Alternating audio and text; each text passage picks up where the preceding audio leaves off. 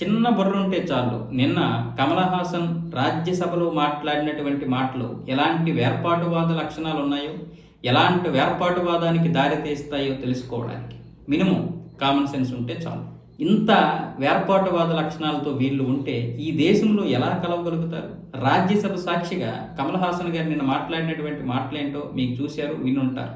ఆయన మొదట ఇంగ్లీష్లో మాట్లాడాడు, తర్వాత తమిళంలో మాట్లాడుతూ నిర్మలా సీతారామన్ గారిని ఉద్దేశించి ఆయన విపరీతమైనటువంటి విమర్శలు చేశారు వేర్పాటువాద లక్షణాలతో.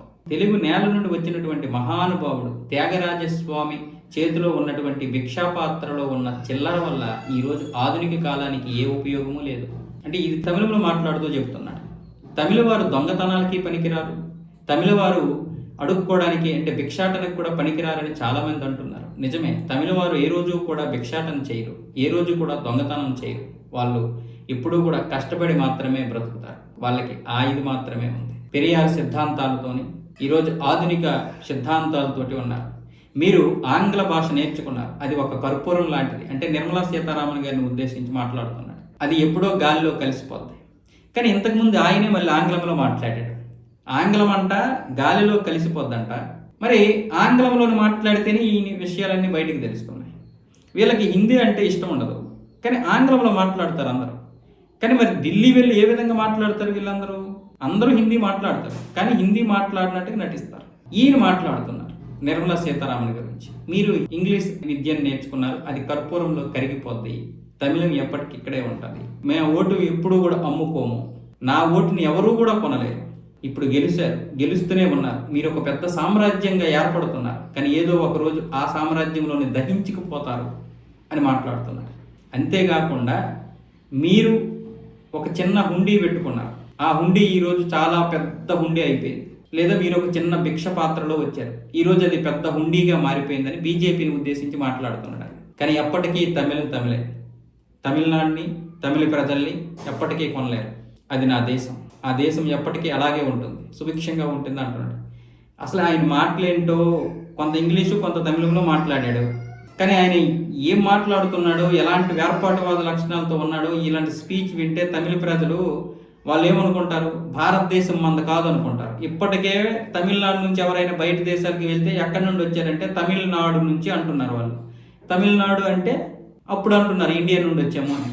ఇలాంటి వేర్పాటువాద లక్షణాలతో ఉన్నారు. అక్కడ ప్రజల్ని భ్రష్టు పట్టించేస్తున్నారు. భారతదేశంలో హిందుత్వం ఎక్కడ ఉందయ్యా అంటే ఇంచుమించు చెప్పొచ్చు మనం తమిళనాడు అని. అలాంటి తమిళనాడుని వీళ్ళు పూర్తిగా భ్రష్టు పట్టించేసే ప్రయత్నాలు చేస్తున్నారు. స్టాలిన్ కావచ్చు, కమల్ హాసన్ కావచ్చు. పెరియార్ సిద్ధాంతాలతో ఇప్పటికే అక్కడ ప్రజలందరూ కూడా పిచ్చెక్కిపోయి ఉన్నారు. ఇప్పుడు దానికి ఆజ్యం పోస్తున్నారు వీళ్ళు రాజ్యసభ పార్లమెంటు సాక్షిగా. ఓటు హక్కు నువ్వు అమ్ముకోలేదా? ఓటు హక్కు అమ్ముకోకపోతే నువ్వెందుకు పార్టీ పెట్టావు? పార్టీ పెట్టిన వాడివి ఎందుకు మళ్ళీ ఇప్పుడు డిఎంకేతో కలిసావు? ఎవడ బూట్లు నాకడానికి మనం ఈరోజు రాజ్యసభలో ఉన్నాం. రాజ్యసభలో మీకు ఎలా వచ్చింది సీటు? ఎవరు సపోర్ట్ చేయకుండా డిఎంకే సపోర్టుతో కదా మీరు రాజ్యసభలోకి వచ్చారు. ఓటు హక్కు గురించి మీరు మాట్లాడొచ్చా సార్? ఎస్ఐఆర్ నిర్వహించొద్దు అంటున్నాడు ఈయన. ఎస్ఐఆర్ నిర్వహిస్తే బ్రతికున్నటువంటి 1 కోటి మంది మృతదేహాలు ఉంటాయి మా దేశంలో. అంటే వీళ్ళ దేశం అంటే తమిళనాడులో. అంటే అర్హత లేనటువంటి వారిని తీయడం కూడా తప్పే ఎస్ఐఆర్లో. ఇలాంటి మహానుభావుడు కమల్ హాసన్ రాజ్యాంగం గురించి మళ్ళీ మాట్లాడతాడు. 10వ తరగతి చదవలేదంటాడు, మళ్ళీ పెద్ద పెద్ద స్పీచ్లు ఇస్తాడు. చదువుకేముంది, మీ తెలివితేటలు ఉన్నాయి కాబట్టి మీరు మాట్లాడండి. కానీ ఇలా వేర్పాటువాదం మాట్లాడతారా? ఇంత యాంటీ నేషనలిస్టా? మీరు ఒక రోహింగ్యాల గురించి మాట్లాడరు, పహల్గామ్ దాడి ఎంతమంది వచ్చి నరికేస్తే మాట్లాడరు, పశ్చిమ బెంగాల్లో జరుగుతున్నటువంటి అన్యాయాల గురించి మాట్లాడరు, హిందువుల మీద ఏ దాడులు జరిగినా మాట్లాడరు, మణిపూర్ గురించి మాట్లాడతారు, మీరు పహల్గామ్ దాడి గురించి మాట్లాడరు, ఈశాన్య రాష్ట్రాల గురించి మాట్లాడతారు, కానీ పశ్చిమ బెంగాల్ గురించి మాట్లాడరు. ఆవిడ గురించి మాట్లాడతారు, కానీ అక్కడ జరుగుతున్న అన్యాయాల గురించి మాట్లాడరు. కమల్ హాసన్ పెద్ద పోటుగాడు అనుకుంటాడు, నాకు నేనే విశ్వనటుడు అంట ఈయన. కానీ ఈయన బుద్ధి తమిళనాడుకు దాటి రాదు. అలాంటి విశ్వనటుడు ఈయన.